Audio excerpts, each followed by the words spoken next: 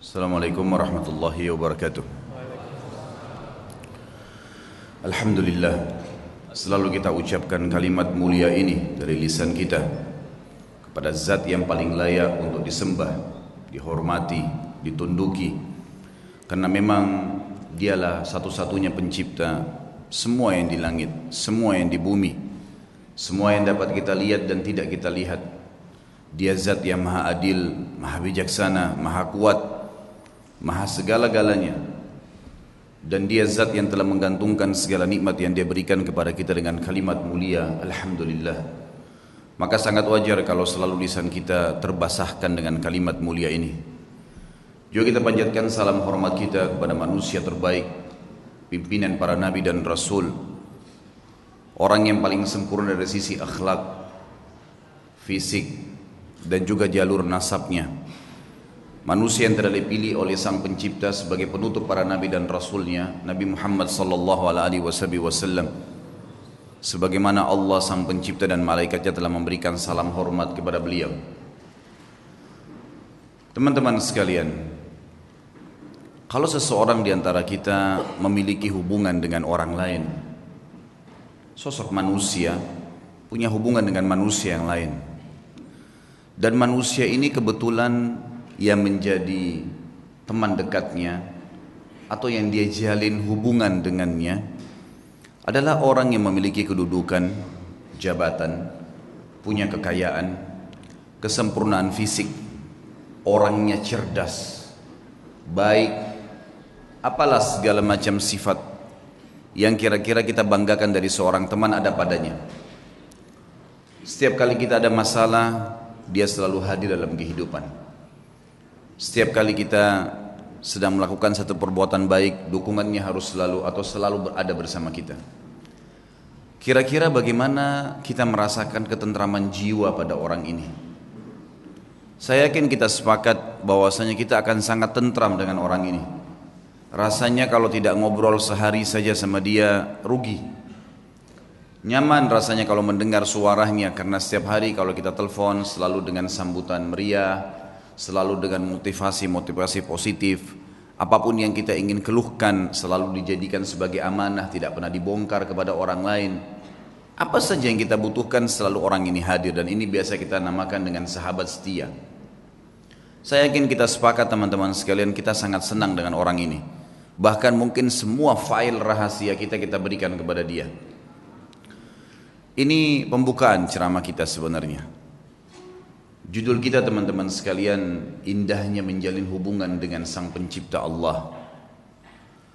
Kalau seandainya kita bisa merasa tentram dengan manusia yang kayak tadi saya berikan ciri-cirinya, dan itu ada, bukan tidak ada dari manusia yang seperti ini, kita bisa merasa tentram. Padahal pada saat kita minta nasihat, dia cuma bisa mengucapkan kata-kata. Mungkin pada saat kita butuh bantuan materi, dia hanya bisa memberikan semampunya. Pada saat mungkin kita berbuat kebaikan, dia hanya bisa support semampunya. Manusia banyak lupa dengan hal yang besar, dan mereka melihat hal yang kecil. Seringkali yang saya kasih contoh di dalam materi-materi sebelumnya, kita kadang-kadang kagum dengan pelukis yang melukis dengan lukisan kecil, yang dia mengambil lukisan dari sesuatu yang kita lihat depan mata kita, dan kita bangga dengan lukisan dia karena persis seperti apa yang kita lihat. Padahal manusia itu hanya menciplak saja, dan lukisan manusia tidak pernah bisa bergerak. Tapi lukisan Sang Pencipta, kalau seorang pelukis bisa melukis pohon kelapa dan kita kagum karena warnanya persis seperti itu, tidak bisa bergerak. Dia hanya sekedar bisa membuat kita kagum kalau melihatnya dan mengenang pada saat dia melukisnya. Tapi lukisan Sang Pencipta, saudaraku, bergerak daunnya, buahnya bisa diincipi rasanya, bisa dilihat, lautannya bisa bergerak, manusianya bisa bergerak. Berapa juta spesies hewan yang kita bisa lihat dengan beragam macam warna kulitnya di depan mata kita. Ini harimau, yang itu singa, yang ini serigala, yang itu ular, yang ini kuda, yang sana jerapah, yang sini gajah, dan segala macam hal. Bagaimana bisa manusia tidak bisa melihat keajaiban Pencipta, Sang Pencipta yang maha luar biasa ini, dan dia kagum dengan hal-hal yang kecil. Kita bangga dengan teman kita yang meminjamkan rumah sehari atau 2 hari. Bahkan pada saat kita dipinjamkan rumah, segala fasilitas diberikan oleh dia. Kulkasnya penuh, segala macam apa yang kita butuhkan penuh, ya, dipenuhi. Panel listrik tinggal dipencet, kemudian nyala semuanya. Remote AC tinggal dipencet, kemudian nyala semuanya. Lalu kita kagum dengan orang itu. Itu tidak salah, manusiawi. Tapi yang salah adalah Anda tidak bisa menilai panel-panel listrik yang besar. Teman-teman sekalian, bukankah ada matahari yang terbit setiap hari tanpa kita memencet panel listriknya? Bagaimana misalnya kita bangga dengan panel listrik yang kecil dan kita lupakan listrik yang luar biasa, yang tampaknya tidak ada makhluk yang bisa hidup. Bagaimana kita lupa dengan hal yang besar seperti itu? Bagaimana caranya kita bangga dengan lukisan seseorang tadi dan kita lupa dengan di depan mata kita ribuan makhluk, jutaan, miliaran dari hewan-hewan, dari serangga dengan suaranya, dengan warnanya, dengan gerakannya. Manusia depan mata kita dengan beragam macam paras wajah, warna kulit. Lisan kita bisa mengucapkan kata-kata dengan beragam macam bahasa. Bisa membedakan mana rasa manis, rasa asin, rasa segala macam asam dan seterusnya dalam waktu yang bersamaan.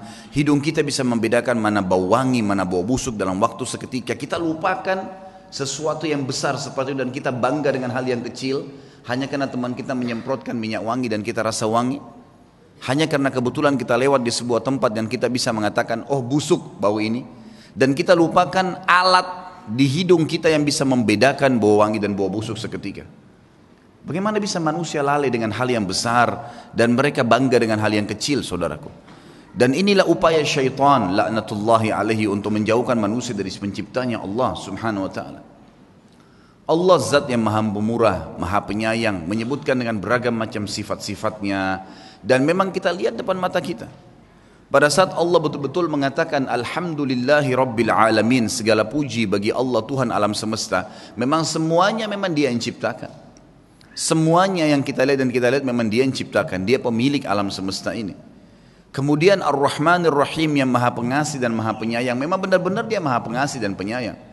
Fir'aun yang jelas-jelas mengaku sebagai Tuhan, membantah Musa alaihissalam, kufur kepada Allah dan mengatakan kepada Haman, Ya Haman ibni li sarha la'alli attalu ila ilahi Musa wa inni la'adhunnuhu kadhiba. Wahai Haman, buatin saya menara supaya saya bisa naik dan saya mau lihat Tuhannya Musa itu.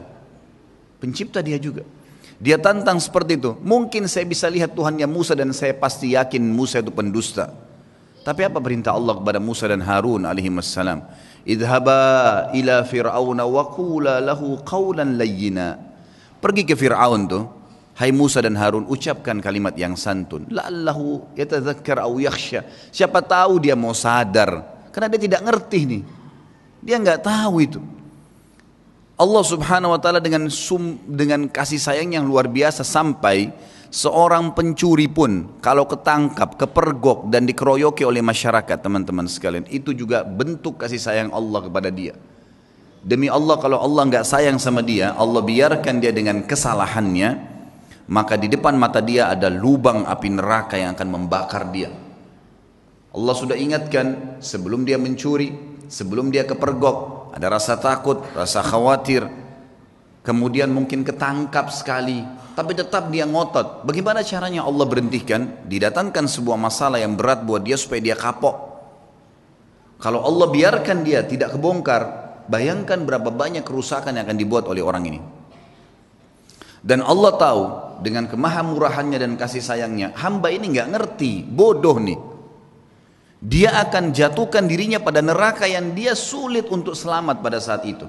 Lebih baik sekarang kamu digebukin dan kamu akan tahu bahwasanya itu adalah berbahaya buat kamu kalau kamu lanjutin.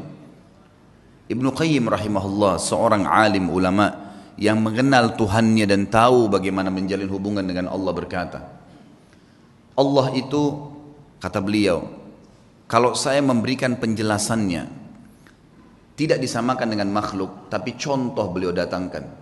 Seperti seorang anak yang sedang minta tolong pada orang tuanya, kemudian orang tuanya belum memberikan kepada si anak tadi. Kenapa tidak diberikan? Karena ternyata si anak ini mau keluar dan bergaul dengan temannya yang buruk. Kalau anda semua di sini membayangkan memiliki seorang anak masih baru SMP, masih baru balik, kemudian tiba-tiba ada temannya ugal-ugalan, jelas narkotika, jahat orangnya, kemudian mengajak teman kita, anak kita dan menggodahnya untuk supaya keluar bersama dia di malam minggu misalnya, jelas mau ke tempat-tempat yang salah. Dan Anda sebagai orang tua, kira-kira kita izinkan tidak? Tidak bakal diizinkan. Kalau orang tua yang berakal, dia tidak mengatakan tidak nak, tidak bisa. Ayah, ibu tolong izinkan saya. Jangan. Ayah, ibu tahu. Kenapa kita melarangnya? Karena kita tahu anak ini tidak mengerti. Enggak kok, saya bisa jaga diri. Enggak mungkin kok bisa jaga diri nak. Ayah dan ibu lebih tahu. Kata Ibnu Qayyim, Allah Azza wa Jal lebih tahu dan lebih cinta pada hambanya dari dirinya sendiri. Wong Allah penciptanya kok. Allah lebih tahu. Sampai kalau saking bentuk kasih sayangnya Allah, sampai keluarnya kotoran, maaf, dari dubur dan kemaluan Anda, itu bentuk kasih sayang Allah. Bayangkan kalau Allah nggak keluarin tuh bekas-bekas makanan. Bukankah orang kalau nggak bisa ngeluarin angin dalam 2-3 hari atau seminggu kembung kemudian harus ke rumah sakit? Bukankah kalau orang tidak, kita cuma tahu makan, kita nggak pernah tahu mana yang ada bakterinya atau tidak dari makanan tersebut, begitu masuk tenggorokan lalu tersortir dengan alami, dengan sistem yang luar biasa, sehingga mana yang jadi nutrisi tubuh, mana yang jadi kotoran. Dan dengan luar biasa Allah cuma memberikan rasa, kita cuma tahu masuk, oh ya mau buang air besar, masuk kamar mandi membuangnya, kita tidak pernah berpikir, bukankah Anda mencium baunya busuk? Artinya bayangkan kalau tertinggal di perut kita bau yang busuk seperti itu. Tapi kita cuma tahu manusia melihat hal yang kecil. Oh ya sudah selesai buang air besar, udah keluarlah, udah selesai. Tinggal tahu makan lagi. Siapa yang menggerakkan motor di tubuh Anda ini? Siapa yang membuat mengelolanya? Siapa yang mengeluarkannya? Siapa yang membaginya? Siapa yang mengaturnya? Dan segala macam pertanyaan yang tidak bisa sebenarnya kita gambarkan teman-teman sekalian. Saya sekarang ingin menyampaikan, mudah-mudahan Allah ikhlaskan niat kita, terutama buat diri saya sendiri tentunya, indahnya menjalin hubungan dengan Allah Subhanahu wa taala. Kalau kita sudah mengenal Tuhan kita teman-teman sekalian, dan caranya sederhana, hadiri majelis ilmu seperti ini, pelajari tentang rukun Islam, rukun iman, dalami tentang Allah Subhanahu wa taala, rutinkan terus jalankan, maka dengan izin Allah kita akan sampai pada titik nanti mengenal Tuhan kita. Dan kalau kita sudah mengenal Tuhan kita dan kita sudah akrab dengannya, perhatikan efeknya. Kita akan menjadi manusia yang super luar biasa. Kalau ada manusia teman-teman sekalian yang setiap kali diajak oleh temannya berbuat maksiat dia jalan saja, manusia itu biasa. Tapi Anda bisa menjadi manusia yang luar biasa kalau mau. Di saat lagi diajak pada hal-hal yang haram kita nolak, bisa. Dan itu hanya satu saja, orang yang tahu dan mengenal Tuhannya Allah Subhanahu wa taala. Sampai pada hal yang kecil teman-teman sekalian, sampai pada hal yang kecil kita bisa terbentuk pribadi kita menjadi manusia yang luar biasa. Saya akan mulai dengan kisah seorang anak muda yang ada di Irak, terkenal dengan kesolehannya. Orang ini dalam kisah yang sedang saya baca saya tidak temukan namanya, tapi kita ambil ibrah, pelajaran. Orang ini saking kekuatan hubungannya dengan Allah luar biasa, kalau azan langsung ke masjid on time, tidak pernah ketinggalan saf pertama. Dari pakaiannya sudah penampilannya sangat dekat dengan Allah. Kalau ngomongnya selalu cuma ayat Al-Quran, nasihat, hadis Nabi SAW. Hidupnya sehari-hari begitu. Kalau bekerja mencari yang halal, pokoknya sudah di jalan Allah Subhanahu wa taala. Orang ini memiliki kelebihan fisik, sangat gagah. Di Baghdad terkenal pada saat itu dia adalah anak yang paling gagah. Umurnya juga masih sekitar 19 tahun pada saat itu kisah ini terjadi. Sampai menjadi buah bibir di kalangan seluruh wanita di Baghdad pada saat itu. Berharap wanita bisa ngobrol saja sama dia karena luar biasa. Tampannya, orangnya santun, sampai dikejar-kejar. Yang terjadi saudaraku, ada satu wanita kaya, seorang istri pejabat pada saat itu, terkenal dengan kecantikannya, kekayaannya. Semua laki-laki juga mengejar dia karena kelebihan fisik yang dia miliki. Dia berkata kepada orang di sekitarnya, saya akan menaklukkan laki-laki itu dan pasti dia akan berzina dengan saya. Yang terjadi saudaraku, dibuatlah sebuah tipu daya syaitan di depan rumah orang ini, perempuan ini. Kebetulan waktu suaminya lagi pergi bertugas keluar kota, dan zaman dulu orang kalau tugas berbulan-bulan dan Allahu a'lam bisa kembali atau tidak, karena memang mereka pada zaman itu tidak ada komunikasi, tidak ada transportasi kayak kita sekarang, tidak ada alat komunikasi maksud saya yang bagus seperti sekarang, dan tidak ada transportasi. Ini jelas Dia lagi di rumahnya, dia berhias dengan semaksimal mungkin. Kecantikan yang dia miliki dengan semerbak minyak wangi yang luar biasa. Kemudian dia bilang sama dayang-dayangnya, kalau anak muda itu lewat di depan rumah, bilang, kalau di dalam rumah ada orang yang sedang sakit dan tidak ada laki-laki yang bisa bantu, tolong bawa ke tabib. Dijebaklah anak muda ini, begitu dia lewat, tiba-tiba dayang-dayangnya keluar 3-4 orang dengan teriak-teriak, tolong bantu, tuan kami sedang sakit. Sampai akhirnya tidak ada laki-laki dan tolong bantulah. Akhirnya si laki-laki ini masuk ke dalam rumah tersebut. Waktu dia masuk dalam rumah tersebut, saudaraku seiman, maka yang terjadi adalah, yang terjadi pada saat itu, ditutup pintu, kemudian si perempuan yang tadi licik ini berkata, kalau kau tidak mau berzina dengan saya akan teriak bahwasanya kau sengaja datang untuk mengganggu saya di rumah saya. Dijebak. Waktu itu rumah semua berdekatan, sedikit teriakan sudah kedengar. Serba salah, apa yang harus dia lakukan? Terjebak di sebuah ruangan rumah dengan wanita yang sempurna. Terjebak di sebuah ruangan, wanita di depan matanya dengan kesempurnaan, cantik, kaya, punya jabatan. Tinggal minta dia berzina saja. Hanya itu. Dia bisa menikmatin, dia bisa mendapatkan harta dan seterusnya. Tapi saudaraku, orang yang sudah mengenal Tuhannya Allah berbeda. Dia sudah tahu siapa dia sudah tahu siapa yang akan dia hadapin dari makhluk juga ini. Dia sudah tahu bagaimana hukum Tuhannya, dia sudah tahu janji-janji Allah nanti kalau dia meninggalkan yang haram, nantinya di surga akan dibalas apa. Dia sudah pelajari semuanya. Maka dia pun berdoa kepada Allah mengatakan, ya Allah, engkau tahu bagaimana aku menjaga hubunganku denganmu dengan baik. Dan dari dulu aku sudah selalu digoda untuk melakukan hubungan dengan lawan jenis dan aku selalu menahannya. Kenapa sekarang aku tiba-tiba masuk dalam sebuah jebakan syaitan yang seperti ini? Selamatkanlah ya Allah. Tiba-tiba dia rasa mules, perutnya nggak enak. Kemudian dia bilang, saya mules, saya butuh kamar kecil. Kata perempuan tersebut, kamar kecil di depan mata saya ini, buka, silakan masuk.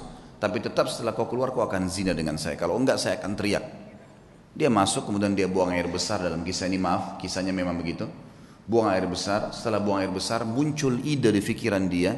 Tiba-tiba Allah berikan petunjuk, dia mengambil kotorannya sendiri, dia tempel di bajunya. Pada saat dia keluar dari ruangan tadi, si perempuan kaya ini yang terkenal dengan kebersihannya, kecantikannya segala, kaget melihat. Tadinya bajunya rapi orang ini, tiba-tiba penuh dengan kotoran dia sendiri. Lalu dia mengatakan, kenapa kau begini? Dia bilang, saya begini orangnya. Inilah yang sedang terjadi sekarang. Maka kalau kau memang mau berzina, saya orangnya sudah seperti ini. Ini kotoran di badan saya. Akhirnya perempuan tersebut mengatakan, keluarkan laki-laki ini jorok dan kotor. Dikeluarkan dari perempuan tadi, dan dia begitu keluar di depan rumah perempuan tadi, sujud syukur kepada Allah selamat dari zina. Bagaimana seseorang kalau tahu dan mengenal Tuhannya, dia akan menyelamatkan dirinya dari dosa, bukan cuma terjerumus, sudah terjebak masih bisa lari, teman-teman sekalian.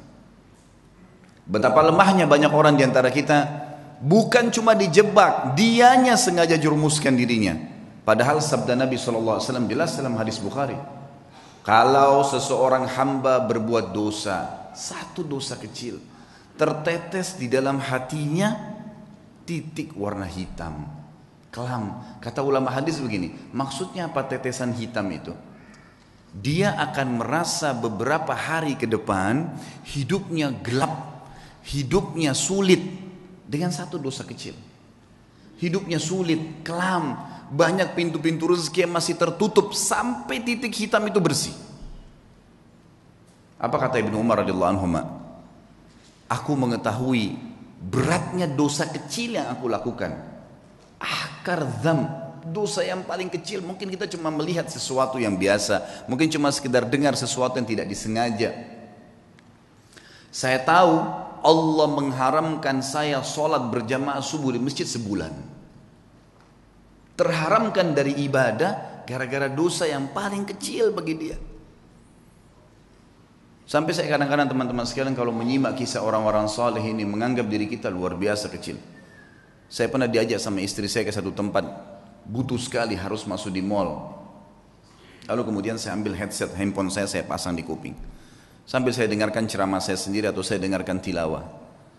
Waktu itu tiba-tiba terlintas di benak saya seperti itu. Sebelumnya subhanallah saya nggak pernah terfikir. Kalau saya masuk ada musik saya pikir ini adalah hal yang biasa. Bukan saya yang putar kok gitu kan. Tapi setelah saya simak kisah-kisah orang soleh ini dan saya fahami makna hadis tadi yang saya sebutkan. Ternyata titik noda hitam di dalam hati dari dosa itu walaupun kecil sudah cukup mengharamkan kita dari nikmatnya ibadah yang luar biasa gitu kan. Sampai saya pasang headset tersebut saya putar. Saya belum menasihatkan istri saya karena saya sendiri juga masih saya sendiri masih butuh itu. Sambil jalan, kemudian selesai belanja kami keluar dari mall lalu dia tanya, "Kenapa tadi pakai headset?" Saya bilang, "Bukan tadi kamu dengar musik di sana sini?" Dia bilang, "Iya." "Tapi kan bukan kita yang putar." Saya bilang, "Iya." Ingat, dosa itu seperti segelas racun. Kamu tahu atau tidak tahu itu racun, tetap akan berefek. Saya tidak mau nodai iman saya. Betul-betul memang saya rasakan sendiri selama ini, subhanallah kalau saya jalan ke mall dan dengar musik pun, begitu pulang berbeda ibadahnya. Ada gangguan di ibadah sholat malam, ada gangguan di bacaan Al-Quran, ada gangguan di ibadah-ibadah yang lain. Dan itu nyata memang, subhanallah. Makin kental kita jaga hubungan dengan Allah subhanahu wa ta'ala, makin jeli kita hati-hati dalam menjaga hubungan dengan Allah, maka makin kental hubungan dengan Allah subhanahu wa ta'ala, makin terasa itu kenikmatan imannya. Makanya syaitan berusaha untuk mengelabui itu. Bagaimana caranya supaya bisa rusak itu. Coba kita simak sekarang banyak kisah-kisah orang saleh. Kalau kemarin ada beberapa sahabat yang kita angkat kisahnya dalam generasi emas Islam, kita coba korek sekarang kisah tabi'in. Mungkin ada di antara anda yang mengatakan itu kan Ustadz kemarin sahabat, lihat Nabi. Baik, kita lihat generasi tabi'in. Kita lihat generasi yang tidak jauh dari kita, tidak melihat juga Nabi Muhammad SAW. Saya akan angkat misalnya contoh teman-teman sekalian Muhammad bin Sirin, rahimahullah. Muhammad bin Sirin ini salah satu ulama tabi'in yang terkenal dengan keimanannya dan beliau ahli takwil mimpi. Pedagang di pasar. Satu waktu beliau berdagang, kemudian ada dagangan, dia ragu nih, syubhat. Ini kayaknya salah nih. Cuman ragu bimbang. Harganya 40.000 dirham. Ini luar biasa jumlahnya. Ini bisa mungkin sampai puluhan juta. Mungkin 60-70 juta. Ditinggalin sama dia, nggak jadi transaksi. Dia ragu, kalau sumbernya ini kayaknya haram nih. Tinggalin sama dia. Satu pasar heboh. Padahal cuman dia yang memang punya peluang untuk mendapatkan keuntungan itu. Nggak mau, ditinggalin sama dia. Tersebar berita Muhammad bin Sirin meninggalkan 40.000 dirham. Ini bukan hal yang ringan. Seorang pedagang tahu nih keuntungannya. Baiklah. Besok pagi kejadian, ada satu orang transaksi di tokohnya, berikan uang, gitu kan, kurang 2 dirham. Kurang 2 dirham. Kata Ibnu Sirin, demi Allah, kau belum membayar 2 dirham itu. Kata orang itu, 2 dirham, demi Allah saya sudah bayar. Kata Ibnu Sirin, demi Allah kau belum bayar. Ribut nih. Satu pasar sampai datang, lihat ribut dengan 2 dirham. Lalu kata teman-temannya, waktu itu akhirnya orang ini akhirnya membayar 2 dirham. Setelah itu Ibnu Sirin berikan barangnya pergi. Orang-orang pasar tanya, wahai Ibnu Sirin, kemarin anda meninggalkan 40.000 dirham karena syubhat. Sekarang anda bersumpah atas sama Allah kena ngejar 2 dirham. Apa kata Ibnu Sirin? Orang yang mengenal Tuhannya, ini yang penting teman-teman sekalian. Dia mengatakan, demi Allah saya bersumpah karena saya tidak mau dia makan haram, karena saya tahu itu haram bagi dia. Dia tinggalkan 40.000 dirham yang bisa dia dapatkan. Kadang-kadang kita, alah nanti aja deh, gampang nanti baku atur kalau orang kita bilang. Biasa begitu. Tutup mata aja dulu, yang penting sekarang masuk dulu uangnya. Lupa. 1 rupiah sudah cukup membuat anda masuk rumah sakit sebulan teman-teman. Kalau haram. Hati-hati. Imam Nawawi rahimahullah. Imam Nawawi ini pernah mendengar berita tetangganya kambingnya hilang. Tetangga dia bilang sama dia, kambing saya hilang, gak tahu siapa yang ambil. Saya udah cari di tempat-tempat yang biasa saya gembalain gak ada, berarti dicuri nih. Imam Nawawi tidak beli kambing 1 bulan, gak beli kambing. Semua kambing di pasar yang sudah mentah, yang sudah potong atau yang masih hidup dia tidak mau beli. Sampai dia pastikan kambing tetangganya sudah ada beritanya mati atau memang dia temukan kembali. Sebulan dia nggak mau beli. Takut nanti kalau yang dia beli itu kambing temannya yang hilang. Saking hati-hatinya menjaga hubungan dengan Allah. Bayangin ini. Bagaimana dengan keadaan kita teman-teman? Semua dianggap remeh nih. Dari makanan, dari minuman, dari pakaian, yang penting pakai saja, yang penting makan saja. Subhanallah, semua ada tanggung jawab nih. Harus hati-hati menjaga hubungan dengan Allah Subhanahu wa ta'ala. Ibnu Sirin ini pernah menasehatin seseorang dengan nasihat yang sangat santun. Orang ini kebetulan mencaci maki Hajjaj bin Yusuf. Kalau teman-teman belum kenal Hajjaj bin Yusuf, orang ini luar biasa jahatnya. Hajjaj bin Yusuf ini terkenal dengan kejahatan, gitu kan. Artinya orang ini suka menyiksa orang, suka mukul orang, gitulah ceritanya, gitu kan. Yang jelas ringkas cerita Hajjaj bin Yusuf ini dicaci maki oleh seseorang di sebelah Muhammad bin Sirin. Ini orang gini, ini caci maki macam-macam. Kata dia, nasihatnya sangat luar biasa. Sah ya ibna akhi, hati-hati dengan ucapanmu wahai saudaraku. Fa innal Hajjaj aqbala ila rabbih. Ketahuilah Hajjaj ini yang sedang kau bicarakan sedang menuju kepada Tuhannya. Ini sedang menuju kematian ini. Tidak usah khawatir, sejahat apapun dia, sehebat apapun dia, pasti mati. Dia sedang menuju ke Tuhannya. Wa innaka innama taqdimu 'ala Allahi yaumal qiyamah, dan kau juga sedang menuju kepada Tuhanmu dan kau akan bertemu dengannya pada hari kiamat nanti. Satajid anna ahkar adh-dham min dhunubika asharru min ala nafsika min a'zami fa'alahu Hajjaj. Dan pada hari itu, di hari kiamat, kau akan temukan dosamu yang paling kecil, kau akan lebih khawatir dan lebih takut daripada dosa terbesarnya Hajjaj yang pernah dia lakukan. Dia akan dihukum sama Allah. Tapi nanti hari kiamat kau akan temukan dosamu yang paling kecil adalah sesuatu yang lebih kau takuti daripada dosa terbesarnya Hajjaj. Falikul limri'in sya'nun yughnih. Ketahuilah, semua orang akan sibuk dengan perkaranya sendiri. Ya. Wa'lam anna Allah azza wa jalla sayakhtassu minal Hajjaj mimman zalamahum. Dan pasti ketahuilah dan yakini Allah akan membalas Hajjaj, ya, orang yang sedang kau bicarakan itu, dari orang-orang yang dia zalimi, tidak tertinggal sedikit pun. Wa yakhtassu lil Hajjaji mimman yadhlimuna. Tapi ingat, Allah juga akan menolong Hajjaj dari orang-orang yang menzalimi dia. Fala tushghilanna nafsaka ba'dal yaumi bisabbi ahad. Oleh karena itu, mulai hari ini berhenti mencaci orang lain. Nasihat yang luar biasa. Karena orang kenal Tuhannya. Orang buruk pun jangan ceritain, tidak usah urus-urusannya orang. Sudahlah, gitu kan. Tugas kita kalau kita lihat aib pada diri orang, alhamdulillah nggak ada pada saya. Ya Allah berikan dia hidayah. Cukup sebatas itu saja. Jangan lebih.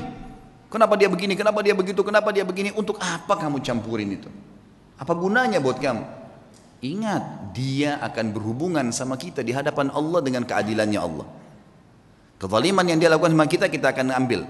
Tapi kezaliman kita pada dia juga dia akan ambil. Gak ada yang tersembunyi hari kiamat. Kisah yang lain, Muhammad bin Sirin, masih Muhammad bin Sirin, saya akan sebutkan beberapa figur. Muhammad bin Sirin ada 3 kisah yang saya angkat. Tadi kisah kedua, kisah ketiga teman-teman sekalian.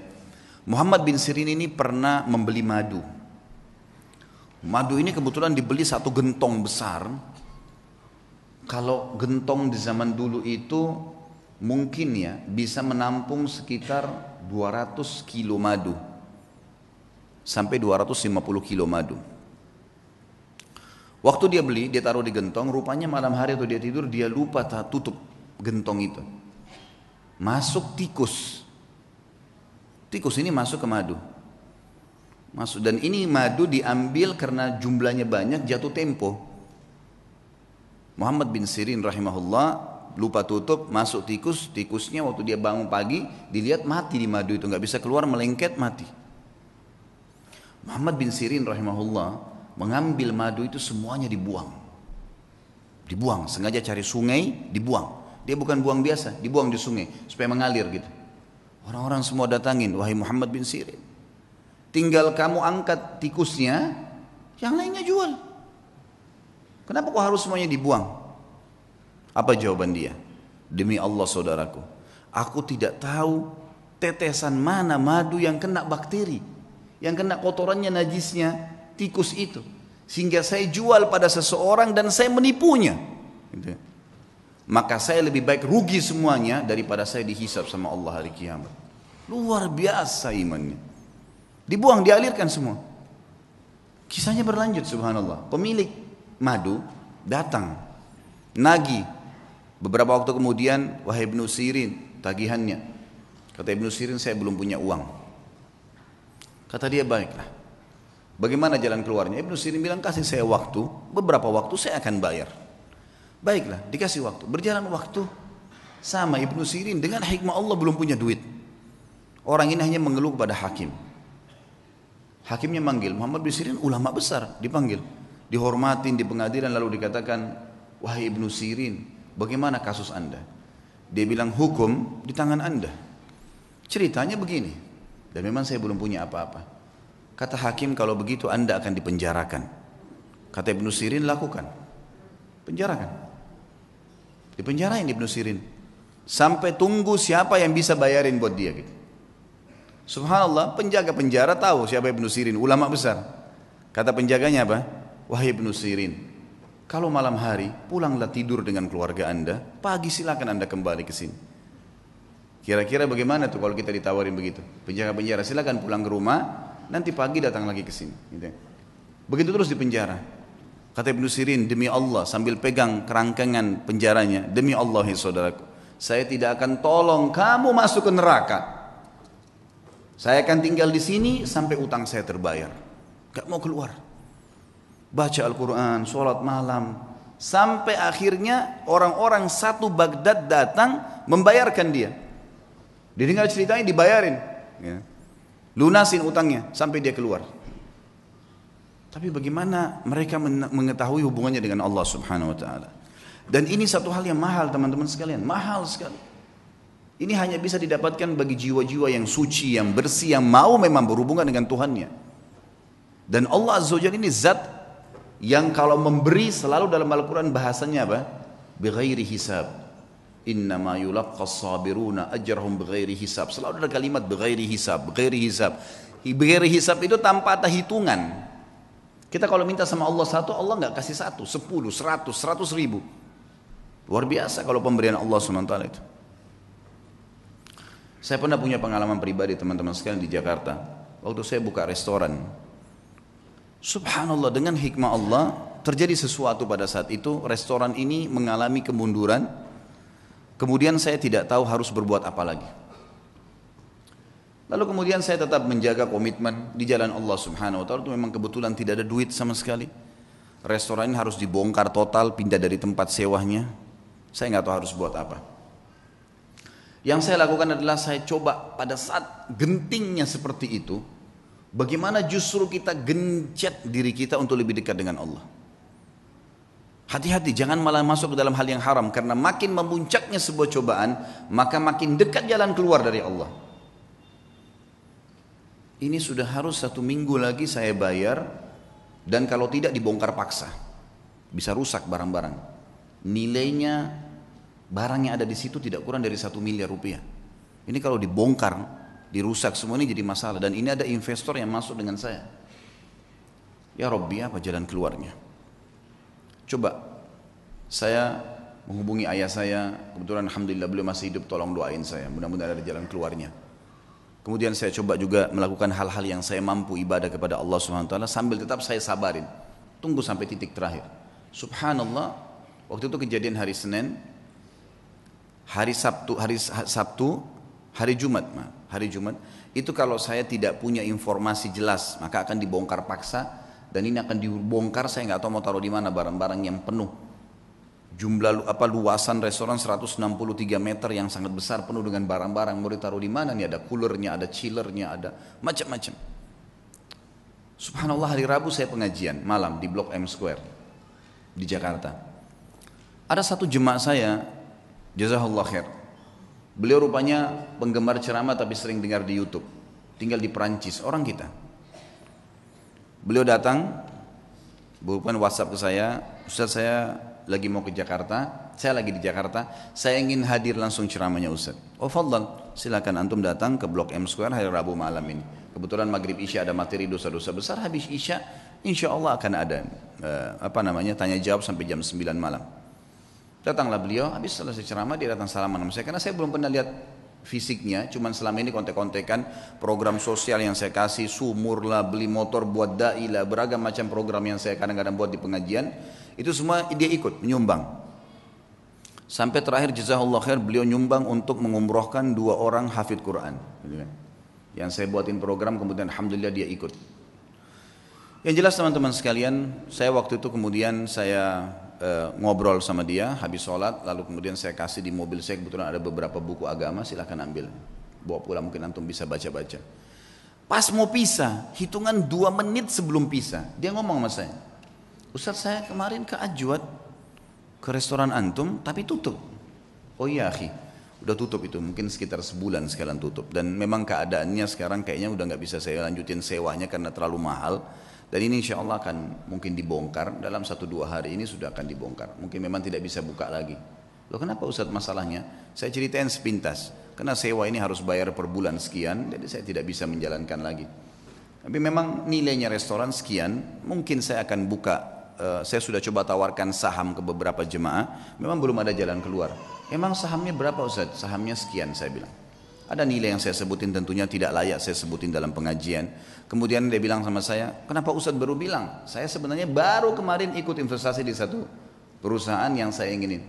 Baik Ustaz, berikan saya waktu, malam ini saya bicara sama istri, siapa tahu ada jalan keluar. Fadhal, silahkan. Saya pulang ke rumah, kemudian saya setelah mandi segala, mungkin sekitar jam 10 malam saya dihubungin sama beliau. Ustaz saya sudah musyawarah sama istri, kayaknya saya akan ikut sama antum nih, investasi. Restoran itu kita bongkar, pindah dari satu tempat, kita sewa, kita pindah semua. Tiba-tiba, ini orang datang dari Prancis, Allah utus datang ke saya ke Jakarta, kemudian kasih jalan keluar. Dan teman-teman kalau saya sebutin nilainya, dia kasih uang ke saya cash 650 juta. Saya sampai gak bisa tahan, waktu itu nangis, sujud-sujud sama Allah, ini jalan keluar bagaimana ini? Saya langsung datang ke mallnya, waktu itu saya bahasakan ini saya mau buka kembali, dia bilang udah nggak bisa Pak, harus bongkar. Baiklah, berikan saya waktu, saya sudah punya anggaran, saya sewa. Besoknya saya keliling, subhanallah, saya longin waktu, tidak ada saya kosongin pengajian, saya dapat tempat kontrakan baru, ada tempat lebih besar, saya bisa bayar, pindah semua dengan mudahnya. Dalam 2 minggu setelah itu sudah pindah semua, alhamdulillah, dan sekarang berjalan sudah hampir 2 tahun. Sabar sedikit dalam ketaatan, dan Allah Azza wa Jal ada bersama kita teman-teman sekalian. Innallaha ma'al ladzina taqaw wal ladzina hum muhsinun. Allah sudah katakan, Allah akan selalu bersama dengan orang yang beriman dan orang yang berbuat baik. Ini enggak, kadang-kadang orang sudah dalam keadaan genting, susah, maksiat lagi. Tambah kebar, tambah mabuk, tambah berzina, menambah menumpuk-numpuk masalahnya. Sementara masalah kecil saya sudah cukup membuat masalah yang besar buat kita. Maka harus sabar. Yakin dengan Allah Subhanahu wa taala. Kita dengarkan kisah Asy-Syu'bi. Syu'bi terkenal seorang ulama tabi'in, nama lainnya Amir bin Syurahbil rahimahullah. Beliau pernah menjadi penasehat khalifah. Penasehat khalifah ini zaman dulu kelebihan khalifah-khalifah Islam kita, itu mereka menjadikan penasehat-penasehatnya selalu ulama. Sehingga memang terkontrol terus, terawasi. Ini boleh nggak? Nggak boleh. Ini boleh nggak? Boleh. Kita lihat kalau kisah sukses pemimpin kita selalu di sebelahnya ada alim ulama. Kalau yang jauh dari ulama pasti udah kacau semua tuh, gitu kan. Maaf saya tidak singgung siapapun tentunya, tapi saya membahasakan ini umumnya, histori. Kalau kita lihat coba baca deh, suksesnya pemimpin-pemimpin khalifah-khalifah kita, gitu kan. Itu semua di sebelahnya memang ada penasehat para ulama. Waktu Abu Bakar menjadi khalifah, penasehatnya Umar bin Khattab. Waktu Umar bin Khattab jadi khalifah, Ali bin Abi Thalib dan Uthman menjadi penasihatnya. Waktu Uthman bin Affan, Abdurrahman yang menjadi penasihatnya Ali bin Abi Thalib dan dan Sa'ad bin Abi Waqqas. Terus begitu, mereka saling minta orang-orang di sebelahnya jadi penasihat. Subhanallah, khalifah ini sangat terkenal dengan kesolehannya. Abdul Malik bin Marwan namanya. Saleh dia jadikan penasihatnya Syu'bi. Syu'bi seorang ulama yang terkenal, ulama hadits, ulama fikih dan seterusnya. Pernah satu waktu khalifah ini menahan sebagian orang, tapi belum jelas. Orang ini salah atau enggak? Penjarain dulu deh, gitu kan. Dipenjarain dulu untuk memastikan orang ini salah atau tidak. Gitu. Maka beliau di sebelah khalifah tidak tinggal diam, langsung menasihatin mengatakan, ya Amiral Mukminin, wahai pemimpin orang-orang yang beriman, in kunta habastahum bil batil, kalau anda menahan mereka dengan batil, nggak benar nih, fal haqqu yukhrijuhum, pasti kebenaran akan mengeluarkan mereka. Wa in kunta habastahum bil haqq fal af'u yas'auhum, kalaupun anda menahan mereka karena mereka salah, maka Allah lebih memuji sifat memaafkan. Nasihat yang luar biasa. Maka Abdul Malik pun rahimahullah langsung memaafkan orang-orang tersebut, menyelesaikan hak-haknya orang yang diambil. Ya, betul-betul kebutuhan pada saat itu bukan hal mencuri, bukan hal yang apa ya, hal-hal yang masih bisa ditoleransi, karena memang ada perseruan yang akhirnya masih bisa ditoleransi. Akhirnya dimaafkan oleh Abdul Malik. Tapi posisi di sini Syu'bi menasihatinya. Pernah satu waktu Syu'bi ini diutus oleh Abdul Malik bin Marwan menuju ke Kaisar Romawi. Kisah yang kedua tentunya. Pada saat dia pergi ke Kaisar Romawi, teman-teman sekalian, pas tiba di sana, Kaisar Romawi heran dengan kecerdasan Syu'bi. Dengan 2 hari di sana Romawi, dia sudah bisa tahu berapa jumlah kamar, bangunan ini dari apa komposisinya, tamannya seluas apa, banyak hal yang aneh-aneh yang ditahu oleh Syu'bi dalam 2 hari di istananya gitu. Lalu dia kagum dengan kecerdasannya, maka dia ingin buat kekacauan nih. Dia kirim surat ini dia bilang kepada Syu'bi, wahai Syu'bi, kasih ini kepada khalifahmu, jangan buka, kasih ke dia. Dia bilang baiklah. Syu'bi menjaga amanah, dikasih kepada Amir Mu'minin Abdul Malik. Lalu waktu dibuka tulisannya begini, dari Kaisar Romawi kepada yang terhormat Raja Muslim Abdul Malik bin Marwan, saya melihat bahwasanya orang yang sedang kamu utus ini sangat cerdas dan kayaknya dia yang paling layak menjadi khalifah gitu. Bahasa begitu. Lalu Abdul Malik ini menutup surat lalu mengatakan kepada Syu'bi, apa kau tahu apa yang terjadi? Surat ini apa isinya? Dia bilang, demi Allah tidak, wahai Amir Mu'minin. Amanahnya adalah titipin surat ini kasih ke Amir Mukminin. Kira-kira kalau kita tahu isi suratnya seperti itu, masa kita mau kasih ke khalifah gitu ya? Kalau secara akalnya memang dia nggak buka, apa adanya. Dan orang yakin kepada Allah Subhanahu wa taala. Sehebat apapun tipu daya yang dibuat oleh manusia, wa makaru wa makarallah wallahu khairul makirin. Mereka mengatur tipu daya dan Allah juga mengatur tipu daya, dan Allah sebaik-baik pengatur strategi tipu daya. Mau kemana dia muter-muter? Mau kemana dia buat data-data palsu, surat-suratnya sampai kemana gitu. Ya. Toh kapasitas perutnya cuma makan 2 piring, tempat tidurnya cuma 1 kali 2 meter, dan pada saat mati cuma membawa kain kafan. Mau dibawa kemana tuh mobil yang dibeli dari uang haram, tas-tas bermerek, dompetnya, makanan-makanan mewah yang dia makan akhirnya jadi kotoran dan jadi penyakit buat dia. Kebodohan, karena tidak faham. Ringkas cerita adalah, kata Syu'bi, demi Allah saya tidak tahu ya Amir Mu'minin. Kata dia, sesungguhnya Raja Kaisar Romawi itu menulis surat mengatakan kagum dengan kecerdasanmu, dan dia berkata gitu kan, kalau kamu adalah orang yang paling layak jadi khalifah. Kata Syu'bi, demi Allah Amir Mu'minin, karena dia belum kenal anda. Kalau dia kenal anda, pastilah otomatis dia akan tahu bahwasanya anda lebih cerdas daripada saya. Lalu kata Abdul Malik, saya sudah faham apa maksudnya. Lalu kemudian dia kirim surat lagi ke Raja Romawi, dan dia berkata kepada Amir Mu'minin Abdul Malik bin Marwan dan kepada Kaisar Romawi, apa yang kamu ucapkan itu ya, sebenarnya sudah saya baca kalau kau ingin mengacaukan kerajaan saya. Dan ketahuilah, saya dan Syu'bi bersaudara karena Allah, dan tidak akan pernah kau bisa masuk di dalamnya.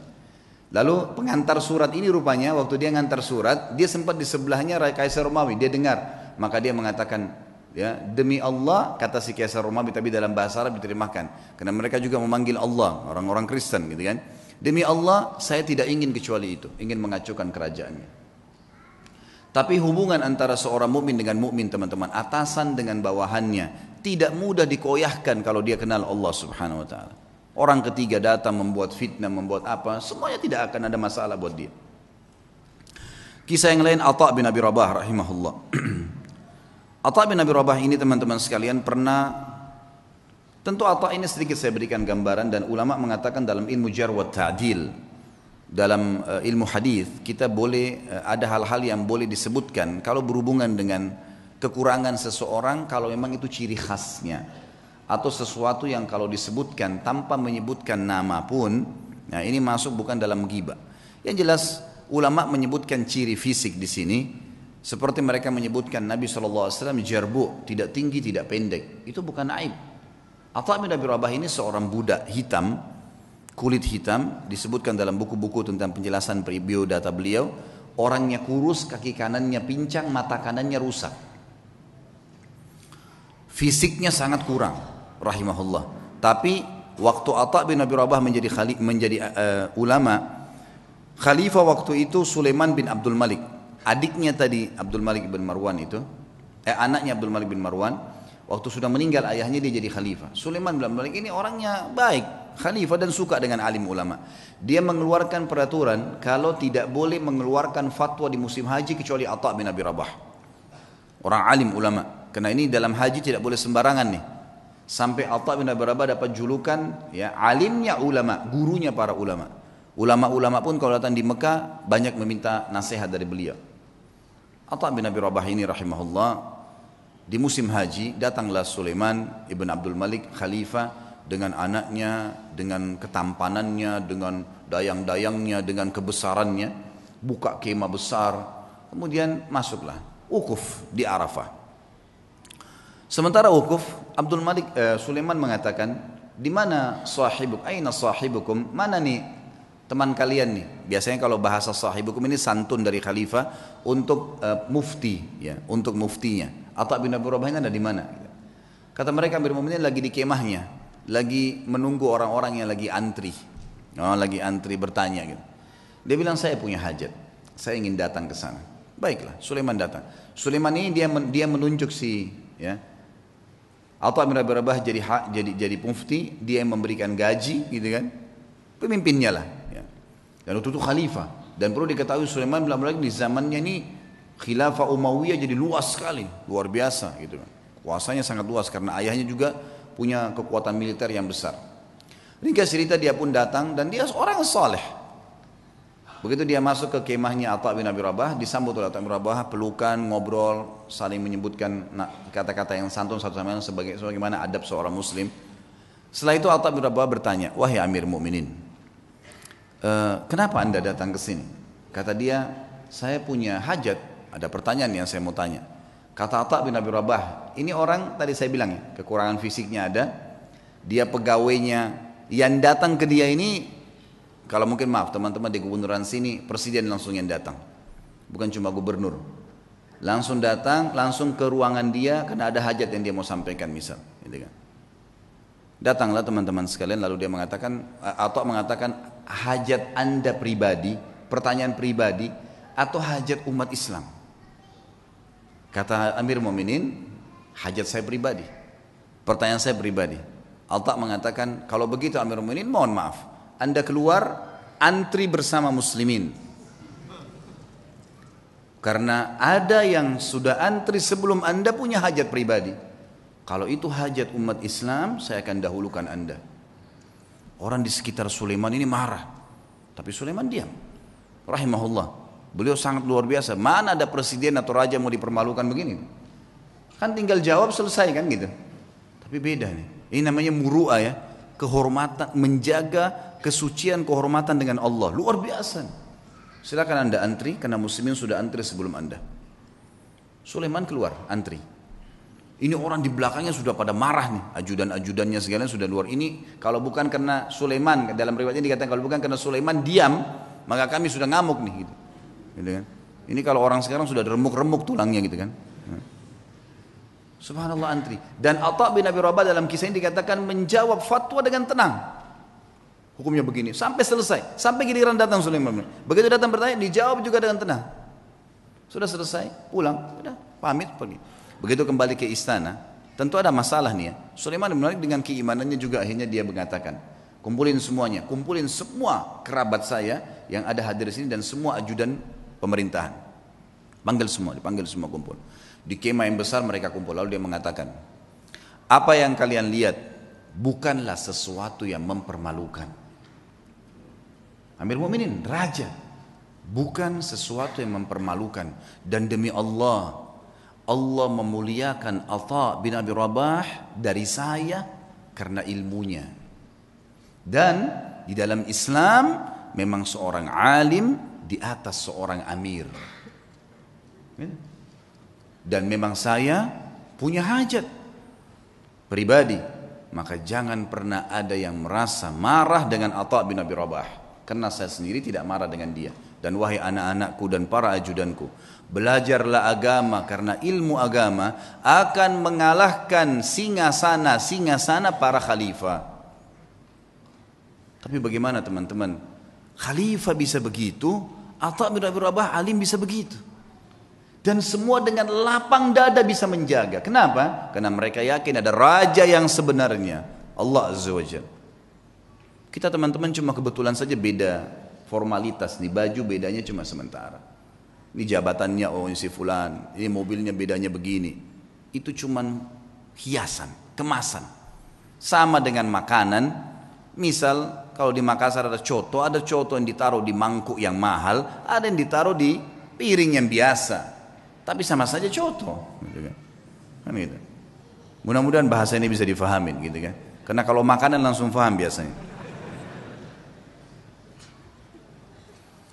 Satu waktu, kisah yang lain, Atha bin Abi Rabah mendatangi. Jadi Sulaiman meninggal dunia. Khalifah tadi meninggal dunia, sudah lewat waktunya dia meninggal dunia. Datang adiknya bernama Hisham.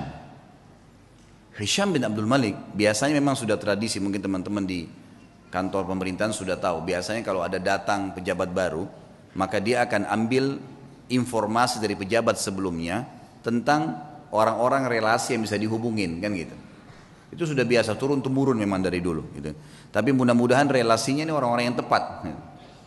Yang jelas Hisham bin Abdul Malik sudah tahu, kakaknya ini Sulaiman terkenal dengan kesolehannya, dengan kealimannya, dia telah menunjuk ya Atha menjadi mufti. Maka dia tidak mau ganggu tuh, dibiarin Atha jadi mufti, lanjutin fatwanya. Satu waktu Atha bin Abi Rabah datang ke istananya. Atha bin Abi Rabah ini teman-teman sekalian naik keledai, keledainya tua. Dan untuk naik ke keledai itu kan biasanya ada pijakan untuk injak ya, itu dari kayu biasa. Bajunya biasa, imamahnya juga sudah tua, besar gitu. Dia lagi jalan dari Mekah menuju ke Damaskus, ibu kota Syria. Perjalanan lumayan 1 bulan. Subhanallah, begitu sudah kelihatan istananya Khalifah Hisham bin Abdul Malik, ada satu ulama lain namanya Atha juga Al-Khurasani dari Persia. Terkenal juga ulama tabi'in, Atha Al-Khurasani. Jadi kalau disebut nama Atha dua ini, Atha bin Abi Rabah di Mekah, ini bekas budak yang jadi alim ulama, ini Atha Al-Khurasani memang anak pejabat, tapi jadi alim ulama juga. Dia lagi di kereta kencananya, kalau kita sekarang mungkin mobil yang paling mewah gitu kan. Kalau kita kencana dulu, ada 2 orang yang di depan memegang kudanya dihias dengan beragam macam hal. Luar biasa lah, ketahui ini pejabat gitu. Begitu Atha Al-Khurasani lihat dari jauh, Atha bin Abi Rabah dikenal nih. Dia suruh berhentiin kereta kencananya, ada anaknya yang ikut di situ, anaknya Atha Al-Khurasani lagi ikut. Lalu Atha Al-Khurasani turun, mendekati keledai itu. Kata anaknya yang meriwayatkan kisah, saya belum pernah lihat ayah saya turun mendampingi orang, datangin orang. Biasanya dia yang didatangin. Ini enggak, dia turun dia datangin. Siapa orang ini? Sudah imamahnya tua, bajunya tua, keledainya lagi pakai kayu, gitu kan. Kata anaknya nih, dia bilang, saya tidak pernah lihat ada orang semiskin itu. Dalam kisah itu gitu. Lalu ayah saya pun datang memeluk salaman seperti sahabat lamanya.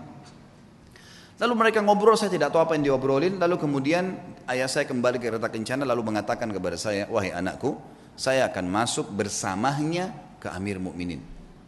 Kata anaknya, ayah, siapa orang ini? Saya belum pernah lihat orang semiskin ini gitu. Kata dia, hati-hati dengan lisanmu. Ini adalah Atha bin Abi Rabah. Kata anaknya, Atha bin Abi Rabah, alim ulama. Kata ayahnya, iya. Makanya hati-hati, jangan ngomong sembarang. Walaupun bukan Atha bin Abi Rabah, kau tidak pantas mengucapkan kalimat itu. Anaknya mengatakan, saya pun beristighfar kepada Allah. Lalu saya melihat ayah saya jalan kaki bersama dengan Atha bin Abi Rabah. Masuk. Ini cerita, masuklah mereka ke istana lalu mereka keluar. Kata anaknya, ayah, kata anak Atha Al-Khurasani, anaknya bilang, ayah, ceritain apa yang tadi terjadi di dalam. Kata Atha Al-Khurasani, demi Allah, kalau bukan Atha bin Abi Rabah saya tidak diizinkan masuk. Atha bin Abi Rabah jalan pincang, kakinya hitam, tubuhnya hitam, bajunya biasa, matanya satu rusak. Jalan. Dia bilang begitu kami masuk, ini Atha Khurasani dengan baju jubahnya yang mewah dan seterusnya. Jalan. Dia bilang begitu demi Allah kami masuk ke pintu gerbang istana. Hisham bin Abdul Malik berdiri dari singgasananya. Raja berdiri, kemudian mendekati Atha bin Abi Rabah, dan orang-orang tidak tahu nih Atha bin Abi Rabah siapa. Pejabat-pejabat ini banyak yang tidak tahu karena cuma dengar namanya. Lalu julukannya Atha bin Abi Rabah ini adalah Abu Muhammad, anaknya Muhammad. Hisham mengatakan, hahuna Aba Muhammad, kesini ayahnya Muhammad. Atha bin Abi Rabah setiap mau mampir ke sebuah kursi dia bilang, la hahuna Aba Muhammad, dirangkul terus tangannya. Kata Atha al-Khurasani, begitu sudah dekat dengan singgasananya, lalu kemudian saya dipersilakan duduk. Atha Khurasani dipersilakan duduk. Lalu Atha bin Abi Rabah demi Allah didudukkan di sebelah singgasana khalifah, sebelahnya pas. Dan belum pernah singgasana khalifah diduduki oleh orang lain termasuk anaknya khalifah. Enggak boleh duduk di singgasana itu. Hisham mengajak Atha bin Abi Rabah yang luar biasa begitu kehidupannya tadi, kondisinya duduk di sebelahnya. Lalu kata Hisham, ya Aba Muhammad, ada hajat apa? Kata dia, ada hajat saya. Hajat yang pertama dia bilang, penduduk Mekah dan Madinah wahai Amir Mu'minin, tetangganya Allah dan tetangganya Rasulullah SAW.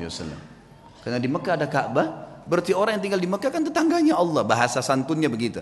Di Madinah ada rumah Nabi SAW, walaupun ada kuburannya beliau sekarang, sudah jadi kuburan, tapi kan rumahnya Nabi masih ada. Itu kan masuk dalam masjid. Tetangganya Rasulullah SAW terlambat ataya mereka. Ataya ini kayak pemberian yang diberikan oleh kerajaan, ya, dari khilafah diberikan kepada masyarakat semua, kaya atau miskin semua dapat dari hasil pendapatan negara, nanti dikeluarkan untuk kebutuhan negara, kemudian sisanya dibagi rata. Itu haknya masyarakat. Penduduk Mekah dan Madinah tetangga dengan Rasulullah SAW terlambat ataya mereka. Maka saya mengingatkan anda kepada Allah agar memberikan kepada mereka. Baik. Kata Hisham, ya gulam, sekretaris datang, catat dan berikan sekarang juga. Ada lagi hayanya Muhammad, ada lagi. Para mujahidin yang membela perbatasan kaum muslimin, mereka ribat setiap hari. Terlambat gaji-gaji mereka. Ada istri dan anak mereka mengeluh dengan saya. Maka berikan hak mereka. Ya gulam, catat, segera jalankan pesannya Aba Muhammad. Ada lagi hayanya Muhammad, terus aja Atha menyampaikan hajat muslimin. Gak ada hajat dia pribadi nih, hajat begini, hajat begitu. Ringkasnya adalah terakhir, sudah 5 hajat, 6 hajat disampaikan. Kata Amir Mu'minin, masih adakah hayat Muhammad? Kata Atha al-Khurasani, demi Allah Atha bin Abi Rabah berdiri dengan tegak di depan Amir Mu'minin, lalu mengatakan kalimat yang membuat istana itu kalau mau goncang bisa goncang. Dia mengatakan apa? Wahai Amir Mu'minin, ada hajat yang lebih penting dari semua yang saya sampaikan tadi. Kata Hisham, apa itu wahai Atha? Aba Muhammad, apa itu? Ini orang-orang kaget, belum pernah ada orang khalifah duduk, dia berdiri depannya dan dia menunjuk nih, ada hajat yang lebih penting. Kata dia, apa itu hai ayah Muhammad? Demi Allah wahai Amir Mu'minin, kau dilahirkan di muka bumi ini sendirian, dan kau juga akan mati sendirian, dan kau akan dihisab oleh Allah sendirian. Demi Allah, semua yang kau lihat di sekitarmu ini tidak bermanfaat buat kamu, maka bertakwalah dengan Allah. Hisham bin Malik menangis, waktu itu menangis luar biasa sambil memukul tongkatnya.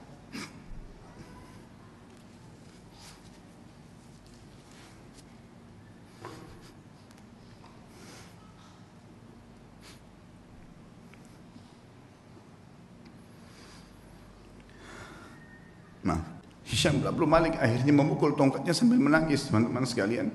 Lalu mengatakan jazakallahu khairan, semoga Allah balas anda dengan kebaikan. Setelah itu kemudian kata Atha al-Khurasani, kami pun keluar.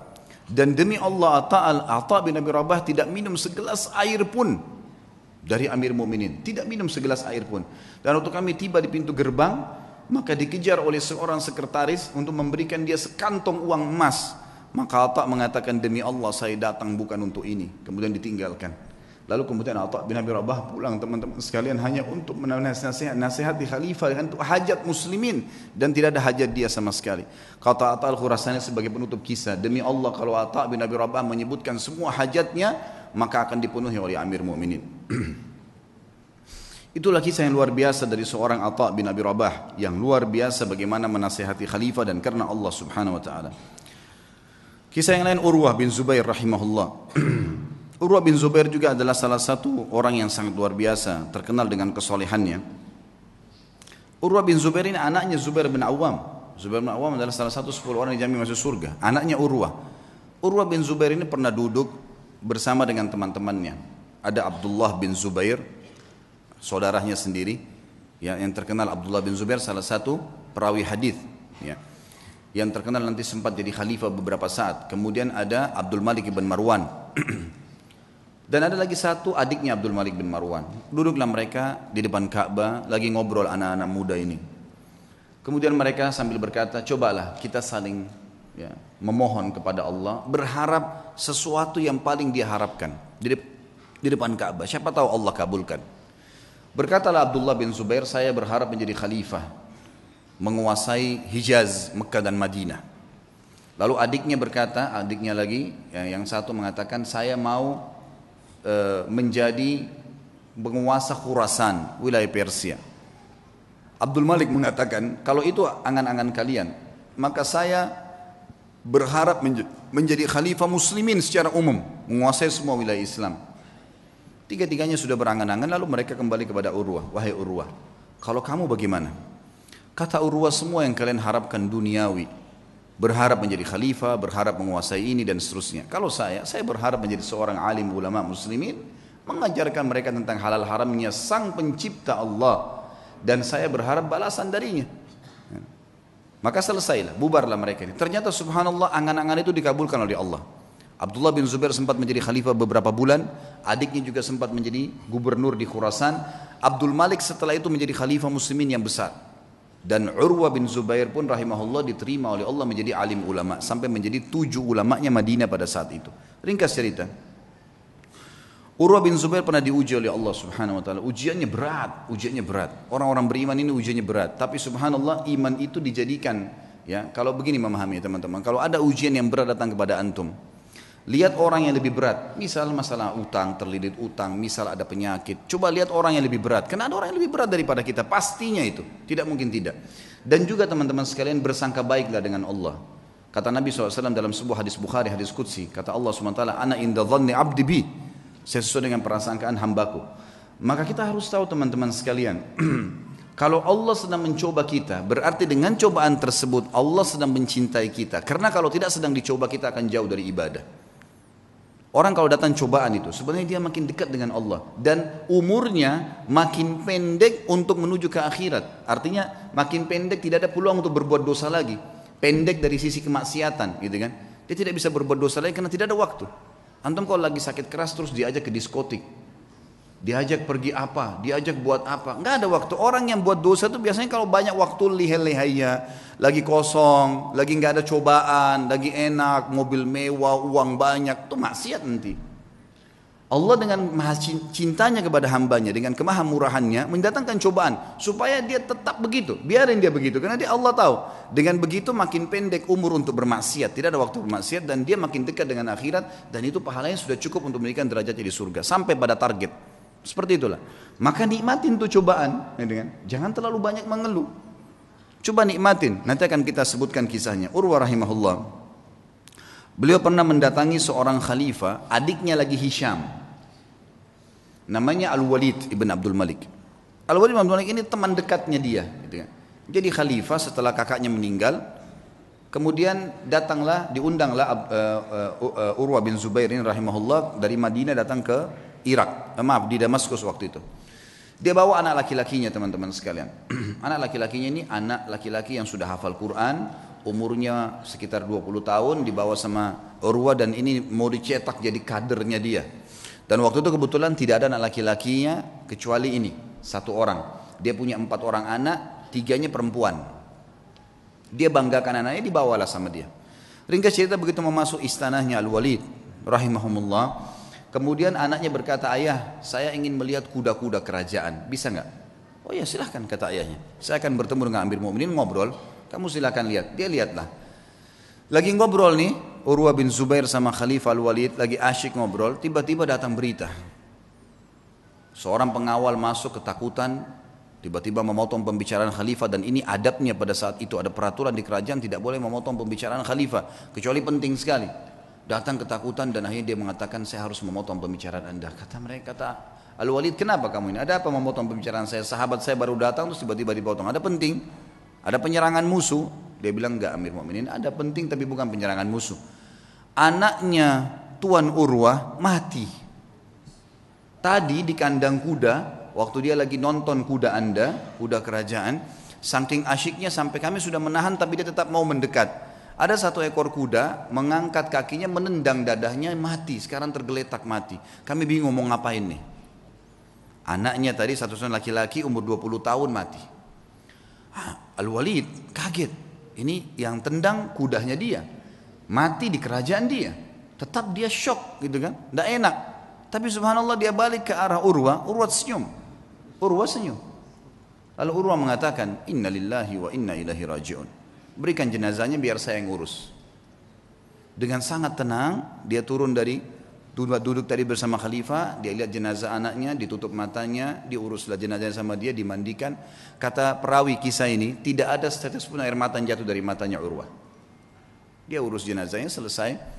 Kemudian dia bilang sama Walid, saya mau turunkan anak saya di kuburan sendiri. Baiklah, turun. Begitu turun subhanallah di kuburan.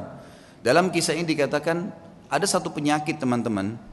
Penyakit ini saya tidak tahu dalam bahasa Indonesia, tapi dalam bahasa Arab disebutkan gargarina namanya. Gargarina ini penyakit harus amputasi, nggak bisa enggak. Kalau kena itu biasa ada di jenis-jenis tanah tertentu. Jadi orang turun tidak pakai sendal di zaman dulu itu bisa kena dan itu tidak ada obatnya zaman dulu. Harus dipotong. Dia membusuk tiba-tiba kakinya. Urwah rahimahullah begitu turun, taruh jenazah anaknya, begitu sudah keluar, pas keluar kakinya kena gargarina itu.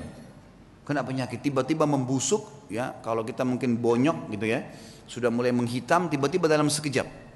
Lalu waktu Urwah mau jalan nggak bisa, dicek ada tabib, ada Walid datang situ, khalifah juga lihat ini kenapa nih, panggil tabib, kata ini kena gargarina. Apa solusinya? Harus dipotong. Dalam waktu yang sama nih, anaknya baru mati ditendang kuda, dikubur pada saat itu, dia pun kena penyakit ini, harus potong kakinya. Amir Mu'minin Walid bilang, coba tanya jalan keluar ada obat, nggak ada, ini nggak ada lain. Baiklah. Kata Urwah waktu ditanya, bagaimana Urwah? Senyum. Inna lillahi wa inna ilaihi raji'un. Udahlah, potong aja. Potong kaki ini, bukan potong daging biasa. Ya, potong aja. Baiklah. Kata Amir Mu'minin, baiklah kalau gitu. Sampai taruh Urwah bin Zubair di ruangan yang paling leks di istana ini dan lakukan pemotongan di sana. Taruhlah sebuah tempat yang mewah segala, tabibnya datang. Tapi dia bilang, wahai Tuan Urwah, kita ini akan memotong daging Anda dan tulang Anda. Tradisi kami adalah harus pasien mabuk, minum khamr, tidak sadar, baru kami potong. Kalau enggak bisa. Kata Urwah, demi Allah saya tidak pernah nyentuhkan setetes pun di tenggorokan saya yang haram. Masa sekarang saya mau, begitu cobaan datang saya mau pakai minum ini? Enggak bisa. Lalu apa solusinya? Pokoknya jangan pakai ini. Musyawarah sama Walid, ya Amir Mu'minin bagaimana nih, tamu anda nggak mau minum khamr, kita nggak ada solusi lain, pikirin cari jalan keluar, tapi yang penting aman. Gak lama kemudian datang tabibnya bawa 10 orang laki-laki semuanya bodyguard, kekar semua badannya. Kata Urwah, untuk apa nih? Untuk pegang anda nih, nggak ada solusi lain, harus pegang, nggak boleh bergerak, ini daging sama tulang saya akan potong, gerak sedikit ini sudah salah. Kata dia, saya tidak perlu sama mereka. Lalu apa jalan keluarnya wahai Tuan? Kaki anda harus dipotong, kalau enggak nyebar ke seluruh tubuh. Saya akan bertasbih dan bertahlil, berzikir kepada Allah. Kalau kau lihat wajah saya sudah merah, potong kaki saya. Kata tabibnya, ya sudah, mau apa ini, enggak ada solusi lain. Baiklah, suruh keluar semua. Lalu kemudian mulailah tabib ini menyuruh 2 orang ya, pendampingnya untuk menyiapkan segala yang berhubungan dengan kebutuhan untuk memotong itu. Lalu Urwah mulai tutup matanya sambil subhanallah, walhamdulillah, wala ilaha illallah, wallahu akbar. Direnungi dalam hati, diresapi. Dan betul wajahnya berubah jadi merah. Memerah. Kata tabib, betul saya lihat wajahnya merah, saya potong kakinya. Saya potong kakinya. Terpotonglah kakinya. Begitu selesai terpotong, gitu kan. Kemudian ditahan darahnya, lalu saya mengatakan, Tuan Urwah, sambil Urwah berzikir, subhanallah, walhamdulillah, wala ilaha illallah, wallahu akbar. Tutup mata. Lalu ditepuk, wahai Tuan Urwah, kaki anda sudah kami potong. Dia bilang alhamdulillah. Biasa. Kakinya dipotong nih, alhamdulillah. Terus kata tabibnya, tapi belum, darah masih ngucur. Kami butuh memberhentikan darah itu. Kata dia, berhentikanlah. Dia bilang tidak ada jalan lain kecuali kaki anda kami rendam di minyak panas. Nggak bisa, harus minyak panas baru bisa. Minyak panas langsung membuat itu berhenti darahnya. Dia bilang lakukanlah. Saya akan berzikir lalu lakukan. Dia baca subhanallah, alhamdulillah. Kalau wajah saya memerah, tutup. Tapi subhanallah manusia, begitu dia berzikir ditaruh minyak panas, dia sempat teriak sebentar lalu pingsan. Urwah rahimahullah terkenal teman-teman sekalian tidak pernah meninggalkan rubu' Al-Quran. Rubu' ini 10 juz setiap hari. Selalu bacaannya, tidak pernah tertinggal. Dalam kisahnya dikatakan dalam 3 hari khatam Quran, selalu bacaannya. Dan tidak pernah ketinggal 10 hari. Dan satu-satunya hari yang dia tidak baca 10 juz itu hari itu saja. Dikatakan dalam kisah hidupnya. Dan maka dia punya julukan kalau nggak salah khazin Al-Quran. Sahabatnya Al-Quran gitu loh. Ringkas cerita teman-teman, setelah dipotong, pingsankan tadi, direndam dengan air panas, air minyak panas dia pingsan. Setelah dia bangun dia bilang, mana telapak kaki saya? Didatangkan, orang semua heran kenapa dia bilang minta kakinya. Diambil sama dia lalu diangkat sama tinggi lalu dia bilang, demi Allah selama 40 tahun, itu umurnya Urwah 40 tahun, selama 40 tahun belum pernah sekalipun saya gunakan kau ke tempat yang haram. Dan saya bersyukur kepada Allah karena kau dikembalikan padanya dalam kondisi kau suci. Tidak pernah satu kali pun ke tempat yang haram. Dia berikan kesaksian terhadap dirinya. Dan ini boleh diucapkan kalau seorang mukmin yakin dengan apa yang dia lakukan. Baiklah. Kemudian setelah itu dia pulang ke Madinah teman-teman sekalian. Tentu sebelum pulang ke Madinah Amir Mukminin ini bingung gimana caranya meringankan bebannya Urwah nih. Supaya dia bisa tenang. Subhanallah di hari yang sama dengan hikmah Allah ada suku Arab datang, Badui. Mereka kelihatan dari padang pasir kondisinya sangat susah gitu. Masuk. Ada satu di antara mereka matanya buta ditopang oleh teman-temannya. Begitu masuk kata Al-Walid, apa cerita kalian nih? Dari mana kalian? Kami dari kampung ini kami butuh ini dan seterusnya. Terus ini yang buta kenapa nih? Ceritalah. Walid ini bilang saya tidak tahu kenapa saya tanya. Kata yang buta itu, wahai Amir Mukminin, saya pemimpin mereka. Saya kepala sukunya. Dan saya ini Amir Mukminin adalah orang yang paling sehat dulunya. Mata saya sehat, orang yang paling kaya dan paling banyak keturunan saya. Tapi keadaannya sekarang jadi begini. Kata Amir Mukminin, memang apa ceritanya kamu nih? Dia bilang ceritanya begini Amir Mukminin. Satu malam saya sedang jalan sama istri sama anak saya semua sama dayang-dayang saya. Jumlahnya banyak nih, ratusan orang.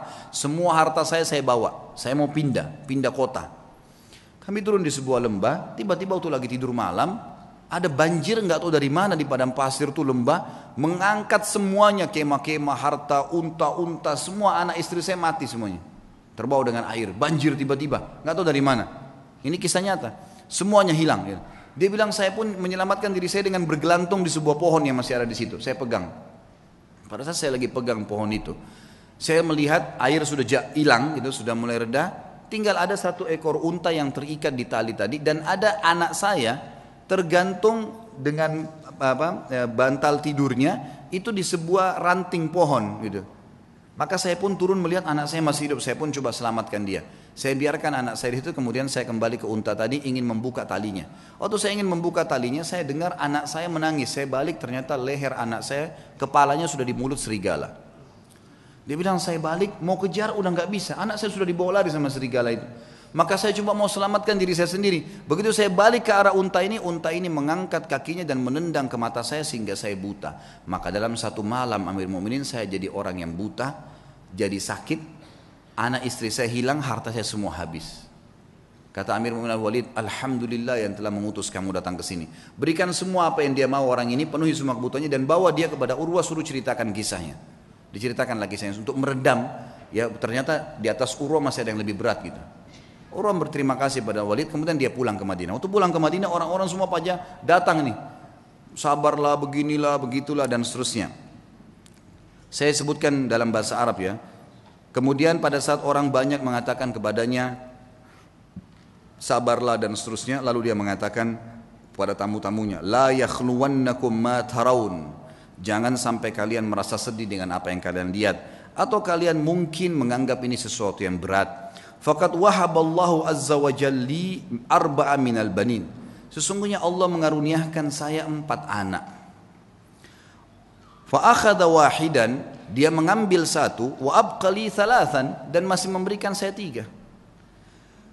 Falahul hamd, maka saya bersyukur dengan itu. dengan matinya anak saya. Wa a'tani arba' minal atraf, dan memberikan kepada saya 4, 2 tangan 2 kaki. Fa akhadha minhu wahidan, dan dia cuma ambil 1 saja. Wa abqali 3 falahul hamd, dia meninggalkan 3, saya bersyukur dengan itu. Kakinya dipotong bisa bersyukur, luar biasa ya. Fa wallahi, demi Allah, dia bilang, dia motivasi dirinya dan juga motivasi kepada orang yang dengar. Lau akhadallahu minni qalila, kalau seandainya Allah mengambil sedikit dari saya, faqad abqali katsira, dia telah meninggalkan buat saya hal yang banyak. Fa in ibtalani marrah, kalau dia coba saya dengan 1 kali, faqad talama afani marrat, dan dia telah memaafkan saya dan menyelamatkan saya dalam banyak kejadian yang lain. Semua orang pun akhirnya berterima kasih pada Urwah, dan akhirnya mereka pergi. Dan beliau berkata kepada anak-anaknya pada saat itu untuk menjelaskan apa yang membuat dia kekar seperti itu. Ya baniya, wahai anak-anakku, yang masih hidup ada 3 orang, ada istrinya, semua keluarganya masih ada. Ta'allamul ilm, belajarlah ilmu agama yang benar. Wa'tuhu haqqah, dan lowongkan waktu untuk itu, kasih haknya. Jangan cuma anggap remeh kapan ada waktu ta'lim, enggak. Lowongkan waktu, harus setiap hari dengar ilmu. Innakum in takunu sighara qaumin, kalau seandainya hari ini kalian menjadi orang yang kecil, fa'asallahu an yaj'alakum bil ilmi kubara'al qaum, maka satu waktu pasti Allah jadikan kalian orang yang besar karena ilmu itu.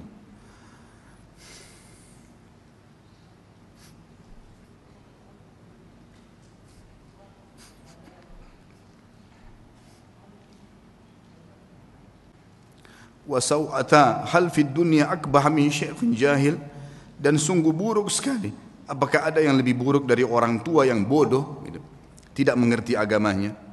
Lalu beliau berkata juga, iyyakum antaraw sadaqata annaha sadaqatun bal i'tabaruha hadiyah, hati-hati jangan pernah kalian melihat amal yang kalian kerjakan atau sedekah yang kalian keluarkan adalah sedekah yang kalian anggap remeh, tapi jadikanlah sedekah itu sebagai hadiah, tahdilillahi azza wajal, yang kalian berikan hadiah kepada Allah subhanahu wa ta'ala. Wala yahdiyanna ahadukum lillah, dan janganlah kalian memberikan hadiah sesuatu untuk Allah. Yastahi an yahdiyahu li azizil qaum, yang dia malu untuk memberikan kepada terhormatnya kaum atau pejabatnya satu kaum. Fa inna Allah azza wa jalla azzu wa akramul kurama, karena Allah itu adalah zat yang paling pantas untuk dimuliakan, dan dia adalah zat yang paling layak dan paling pantas untuk memberikan balasan yang lebih mulia. Wa haqqu an takhtar li hadiyatikum, dan yang paling pantas kalian berikan hadiah yang terbaik dari kalian. Kemudian beliau mengatakan, ya baniya, wahai anak-anakku, idza ra'aitum min rajulin fi'latal khair, kalau kalian melihat dari seseorang perbuatan baik darinya, fa'ammilu bihi khaira, maka pasti jadikan orang itu baik, sangka baiklah kepada orang itu. Wa in kana fi nadarin nasi rajulus su', walaupun dia di mata orang dianggap buruk, fa innalaha akhwatun amsalihah, karena perbuatan baiknya itu pasti punya saudara-saudara kebaikan yang lain.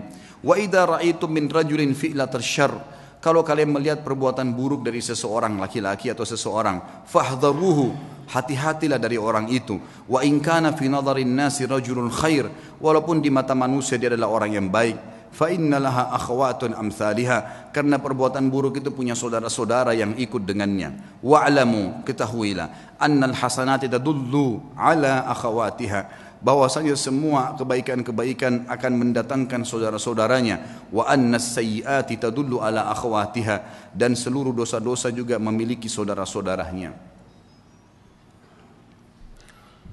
Masih ada waktunya? Baik, kisah Sufyan ats-Tsauri rahimahullah. Sufyan ats-Tsauri punya julukan dengan Sajjad, orang yang sangat suka sujud sampai dahinya sangat hitam rahimahullah. Dan dikatakan beliau kalau sujud tidak mengangkat kepalanya sampai hajatnya selesai dengan Allah. Satu waktu khalifah meminta dia untuk menjadi hakim, punya jabatan. Dan waktu itu hakim gajinya lebih tinggi daripada khalifah, punya istana yang mewah, punya kereta kencana dan seterusnya. Yang jelas teman-teman sekalian, ditawarkan dia menjadi hakim dan dia nolak, karena waktu itu dia seorang ulama. Sufyan ats-Tsauri seorang ulama Mekah yang terkenal, dan memang dia orang yang paling layak, paling faham tentang perkara-perkara masyarakat. Lalu dia nolak dengan santun mengatakan saya tidak bisa dan saya khawatir saya akan dihisab oleh Allah hari kiamat kalau saya berhukum yang salah. Maka khalifah mengatakan kau harus menjadi. Karena dia nolak dan dipaksa, akhirnya dia pun melarikan diri dari Mekah.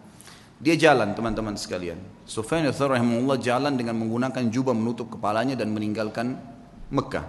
Sampai jalan menuju ke Yaman. Selama 3 bulan perjalanan kaki sampai di Yaman, kemudian dia tiba di sebuah kebun kurma. Kemudian dia menawarkan diri untuk menjadi pegawai di kebun kurma itu dan orang tidak tahu siapa dia.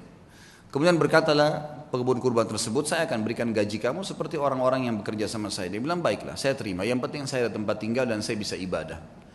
Berjalanlah 3 bulan dia menurunkan kurma dari pohon. Seorang alim ulama yang sangat dihormatin pada saat itu, sangat dihormatin.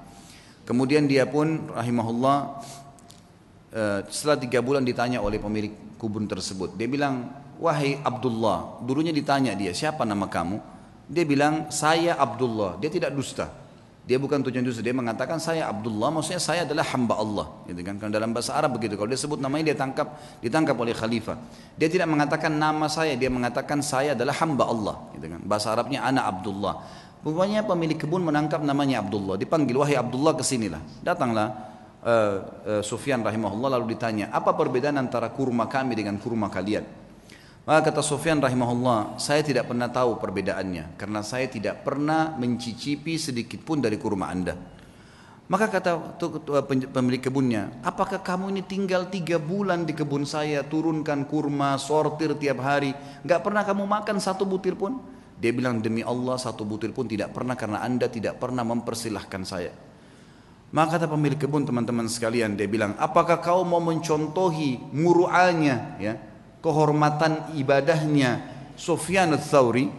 Dia nggak tahu kalau ini orangnya. Maka yang terjadi teman-teman sekalian, dia pun diam si Sufyan ats-Tsauri, lalu kemudian dia sudah tahu akan terjadi apa-apa, lalu dia membungkus barang-barangnya, dia tinggalkan kebun tersebut. Ternyata pemilik kebun ini sudah mendengar berita kalau Amir Mukminin waktu itu menyuruh menangkap Sufyan ats-Tsauri secara paksa. Siapapun yang menangkapnya akan dikasih 1 peti emas. Disebarkan berita, tangkap Sufyan ats-Tsauri hidup atau mati. Maka pada saat itu teman-teman sekalian, tentu ini kisahnya panjang, saya ringkaskan. Kemudian si pemilik kebun datang kepada temannya di sana lalu berkata, ada pegawai kebun saya unik, kenapa saya tanya dia perbedaan antara kurma Hijaz, Mekah dan Madinah, karena dia mengaku dari Hijaz, dia dengan Yaman dia tidak tahu. Dia bilang dia tidak pernah incipin 1 butir pun karena saya tidak pernah persilakan selama 3 bulan jadi pegawai. Maka temannya mengatakan, sebentar, ya, bagaimana cirinya pegawai itu? Disebutkan cirinya seperti ini. Kata dia, itulah Sufyan ats-Tsauri. Kita kejar dia, tangkap, kita berikan kepada Amirul Mukminin, ambil 1 peti emasnya. Waktu mereka kembali ke kebun sudah tidak ditemukan. Jadi Sufyan ats-Tsauri sudah kembali ke Mekah. 3 bulan kemudian, jadi ini sudah dari 6 bulan dari masa pengejaran, dia pun 3 bulan lagi kembali ke Mekah. Waktu dia kembali disambut oleh masyarakat Mekah, dia ulamanya gitu kan. Muftinya Mekah pada saat itu lalu disambut, mereka pun belajar. Lalu beberapa ulama lain menasihati mengatakan, wahai Sufyan, Amir Mukminin sudah sangat marah, dia akan menghukummu. Dia bilang, saya lebih takut dengan raja yang sebenarnya, karena kalau saya salah berhukum maka akan jadi masalah. Dan dia harus bisa mengerti, saya tidak bisa memaksakan diri, gitu kan. Harusnya dia bisa memaklumi dan masih banyak orang-orang yang bisa dijadikan sebagai pengganti saya. Lalu waktu Amir Mukminin waktu itu tidak disebutkan, saya tidak dapatkan namanya. Dikatakan mendengar Sufyan ats-Tsauri ada di Mekah, lalu dikejar sama dia. Dia bilang, saya akan membunuh sendiri Sufyan ats-Tsauri dengan tangan saya. Kata temannya yang meriwayatkan kisah ini, Sufyan ats-Tsauri itu mendengar berita tersebut pun, kemudian dia sujud sholat 2 rakaat di depan Ka'bah. Kemudian dia sujud, dan demi Allah saya tawaf 7 kali, dia belum mengangkat kepalanya dari sujud di sujud yang pertama. Jadi sujud tidak pernah angkat. Saya tahu pertama dia masuk sujud pertama, yang kedua, yang ketiga, sampai 7 kali tawaf. Ini kurang lebih memakan waktu mungkin setengah jam lebih ya. Itu kalau cepat, kalau lambat mungkin bisa lama, lebih lama. 7 kali tawaf bisa sejam kalau lagi padat-padatnya. Maka dia sujud, dia bilang, saya duduk di sebelahnya dan saya tahu tuh sujud pertama karena setelahnya dia masih angkat sujud yang kedua, kemudian dia berdiri rakaat kedua dan 2 sujud selanjutnya. Yang jelas teman-teman sekalian, selesai sholat saya melihat dia, kata perawi kisah ini, mendatangi Ka'bah lalu memegang kain Ka'bah sambil mengatakan, aqsamtu bika rabbi, saya bersumpah atas namamu hai Tuhanku, jangan biarkan khalifah ini untuk masuk ke Mekah. Maka yang terjadi adalah dikatakan dalam kisah ini, Amir Mukminin pun waktu khalifah itu waktu mendekati pintu gerbang Mekah, ya, sempat berkemah dan meninggal sebelum masuk ke dalam Mekah. Tapi yang jelas kisah yang kita ambil dari Sufyan ats-Tsauri adalah bagaimana beliau rahimahullah takutnya kepada Allah mengalahkan takutnya kepada pemimpin manusia. dan dia meninggalkan jabatan yang tinggi karena takut dihisab hari kiamat.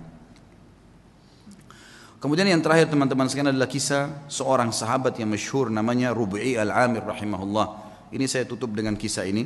Rub'i bin Amir rahimahullah adalah seorang ulama, bukan seorang ulama, salah satu pasukan perangnya Sa'ad bin Abi Waqqas yang akan masuk, yang diutus oleh Sa'ad bin Waqqas untuk mendatangi ya Rustum. Rustum ini adalah panglima perangnya Romawi, Persia, panglima perangnya Persia. Rubi' al-Amir bin Amir rahimahullah ini terkenal sekali orangnya. Waktu dipanggil oleh Umar bin Khattab untuk berjihad, maka dia pun mengambil panci masaknya yang dia letakkan di kepalanya karena tidak punya topi untuk berperang. Panci masak dipakai jadi topi, kemudian pisau dapur dibawa untuk berperang. Dia tidak punya pedang. Dia nunggangi keledainya yang tua, ikut di pasukan. Oleh Amir Mu'minin Umar bin Khattab disuruh jalan. Subhanallah, Sa'ad bin Abi Waqqas waktu itu diutus pasukan oleh Umar bin Khattab dengan 30.000 pasukan menghadapi 240.000 pasukan Persia.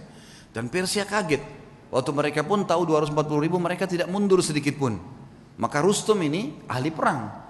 Dia bilang, saya mau tahu dulu bagaimana sih kekuatan 30.000 itu kok berani benar, gitu kan? Seperti apa sih kekuatan mereka?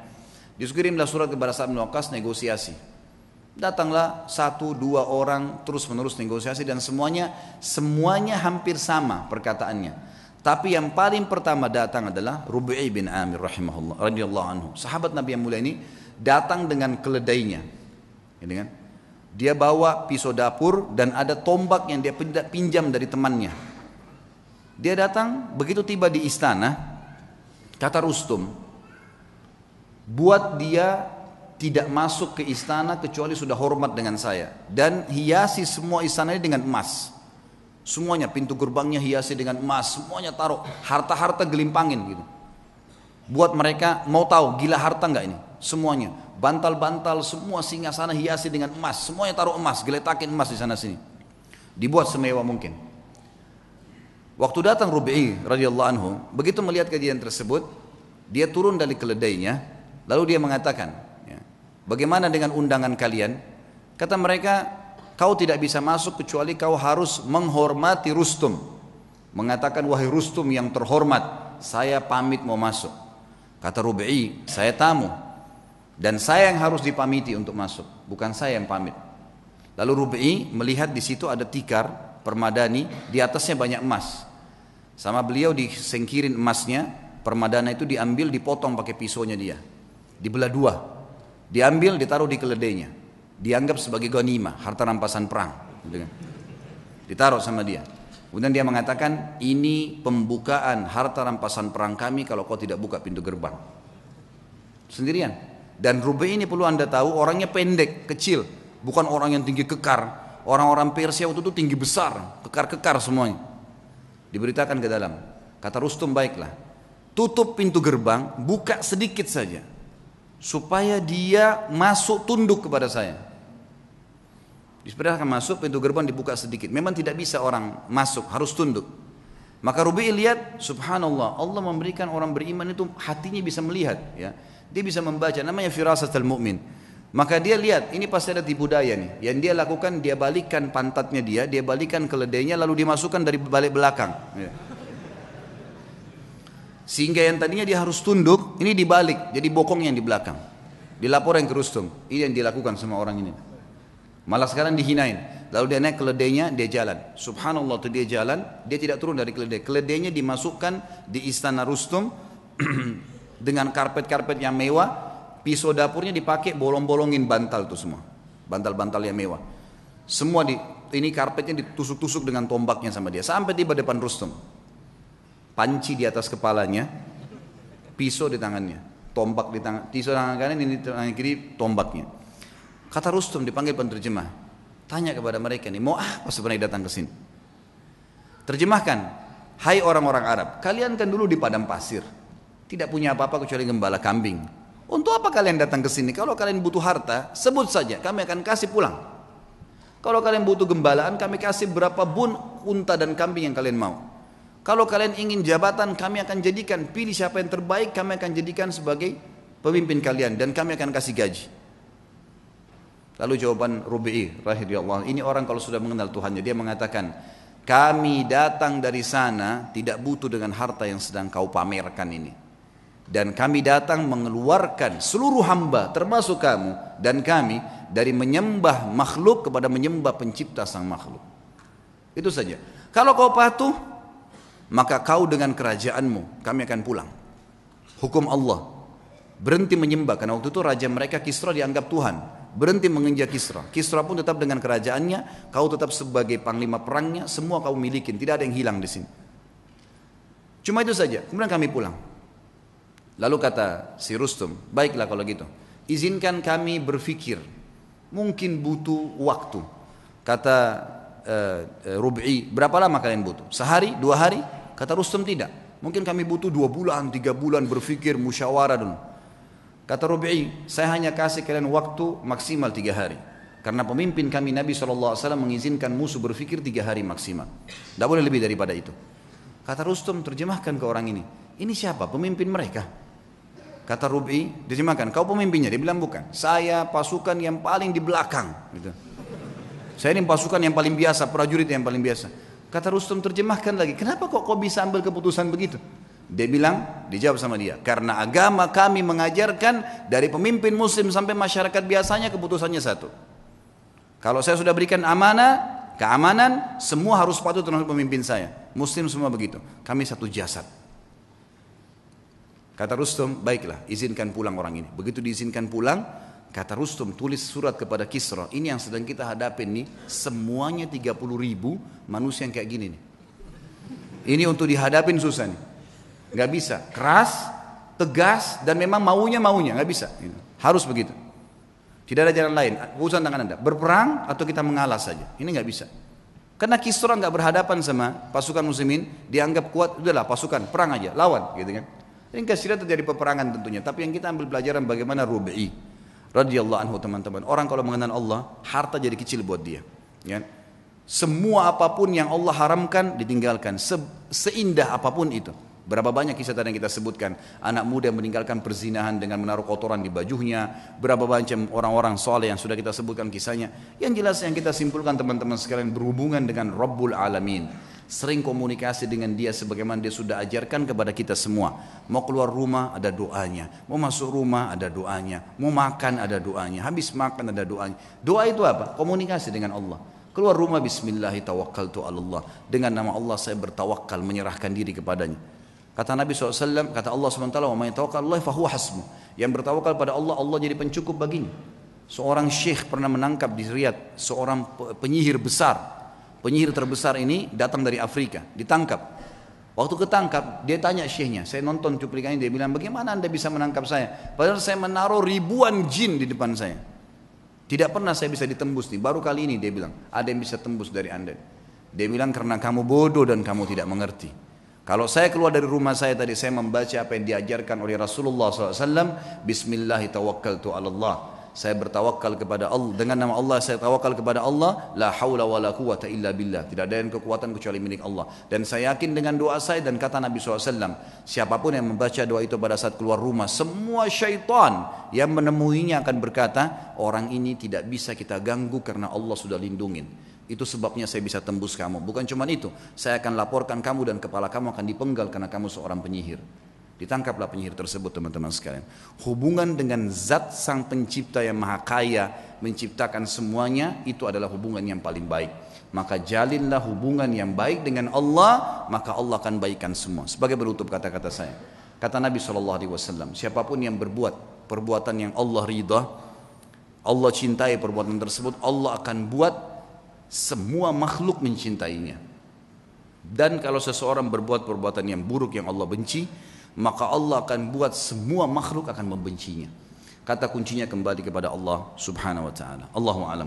Mudah-mudahan bermanfaat dan semoga Allah menjaga kita menjadi hamba-hambanya yang saleh, hamba-hambanya mengisi sisa umur ini dengan ketaatan dan kepatuhan kepadanya, dan semoga Allah selalu mengikhlaskan niat kita, menambah ilmu kita, dan juga menyatukan kita semua di surga Firdausnya tanpa hisab dengan izinnya. Kita berdoa kepada Allah SWT semoga seluruh muslimin yang sedang sakit disembuhkan penyakitnya, semua yang utang dilunasi utangnya, yang belum dapat hidayah dimudahkan mendapatkan hidayah, yang sudah dapat hidayah dimudahkan untuk mengamalkan, seluruh muslimin yang pernah berbuat dosa dimaafkan oleh Allah diganti dengan pahala, juga seluruh orang tua kaum muslimin dan muslimin muslimat yang masih dan juga sudah yang meninggal. Kita berdoa dengan kemahakuasaan Allah dan kemahaperkasaannya agar menolong saudara kita di Palestina, di Syria, di Yaman, di Irak, di Myanmar, dimanapun mereka berada, semoga Allah kokohkan telapak kaki mereka, ikhlaskan niat mereka, terima para syuhada mereka, dan juga Allah muliakan Islam di tangan mereka dan tangan kita semua, dan semoga Allah memberikan kepada kita mempartisipasikan kita bersama mereka di pahala, baik dengan doa dan hatta juga dengan jiwa kita. Dan sebagai penutup, semoga Allah dengan kemahamurahannya sekali lagi menyatukan kita di surga Firdausnya tanpa hisab, sebagaimana ia satukan kita di majlis ilmu yang mulia ini. Kalau ada benar dari Allah, tentunya kalau ada salah dari saya mohon dimaafkan. Subhanakallahumma wa bihamdika asyhadu an la ilaha illallah astaghfirullah wa atubu ilaih. Assalamualaikum warahmatullahi wabarakatuh.